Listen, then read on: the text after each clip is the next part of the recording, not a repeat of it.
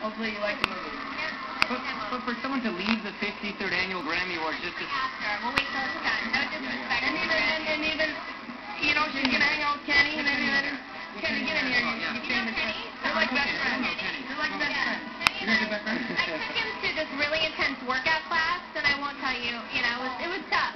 Have you taken Justin Bieber to that same workout class? Nah, I'm not ready for that yet. Yeah, I'm ready for the workout. Tell us about how big this night is for you.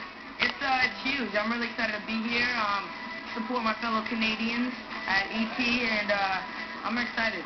Okay, Tim, come on in here for 1 second. Justin, you and Drake are going head-to-head. Best new artist. What do you think, first of all? Who are you going for? Come on. The Bees. And who are you going for, Bees? What if Drake walks away with it? How would you feel? You know, may the best man wins. I think anything is possible.